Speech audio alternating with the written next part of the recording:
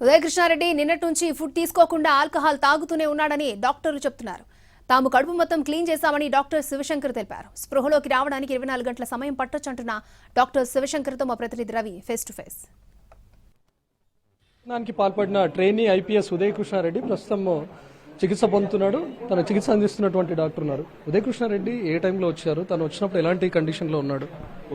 ఉదయం 9:30 ఆ సమయంలో వాళ్ళ బ్రదర్ను వాళ్ళ ఫ్రెండ్ తీసుకొని వచ్చారండి ఉదయకృష్ణారెడ్డి గారిని హాస్పిటల్కి, జయంతి హాస్పిటల్ ఎస్ఆర్ నగర్కి. ఆయన వచ్చే సమయానికి ఆయన బాగా అన్కాన్షియస్ స్టేట్లో ఉన్నారు. సరే, వాళ్ళ బ్రదర్ వాళ్ళ ఫ్రెండ్ అనుమానం ఏంటంటే ఈయన ఏదన్నా తెలియకుండా ఏదైనా సబ్స్టెన్స్ ఏమైనా తీసుకున్నారేమో అనుమానంతో తీసుకొని వచ్చారు. మేము కూడా ఆయన ఏదన్నా అన్నోన్ సబ్స్టెన్స్ ఏమైనా తీసుకొని ఉంటారేమో అనుమానంతోనే స్టమక్ వాష్ చేశాము. బ్లడ్ శాంపిల్స్, యూరిన్ శాంపిల్స్ మనము డ్రగ్ టెస్టింగ్ పంపించాము. ఆ రిపోర్ట్స్ వచ్చాకని మనకు క్లారిటీ రాదు. ప్రస్తుతానికి అయితే ట్రీట్మెంట్కి రెస్పాండ్ అవుతున్నారు. అన్కాన్షియస్ స్టేట్ నుంచి కొంచెం డ్రౌజీ స్టేట్గా ఉన్నారు. సో ఒక 24 గంటలు గడిస్తే కానీ మనకి పూర్తిగా క్లారిటీ రాదు అసలు ఏం జరిగింది అని.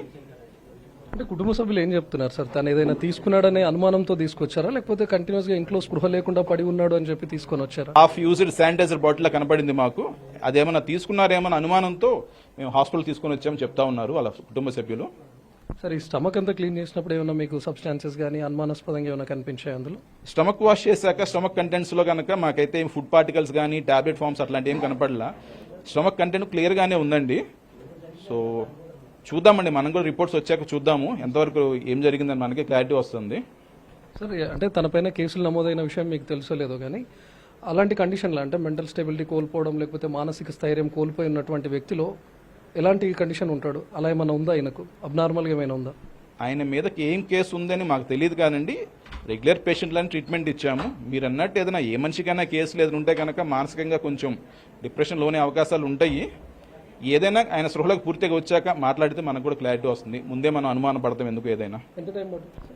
ఒక 24 గంటలు పడుతుంది అనుకుంటున్నామండి. But he's responding well to treatment. BP కానీ, వైటల్స్ కానీ, సాచురేషన్ కానీ అంత స్టేబుల్గానే ఉన్నాయి. ప్రస్తుతం ఉదయకృష్ణారెడ్డి ట్రీట్మెంట్కు స్పందిస్తున్నారని చెప్తున్నారు. తన ఆరోగ్యం నిలకడగానే ఉందని చెప్తున్నారు. పూర్తిగా కోలుకొని స్పృహలోకి రావడానికి 24 గంటల సమయం పడుతుందని చెప్తున్నారు.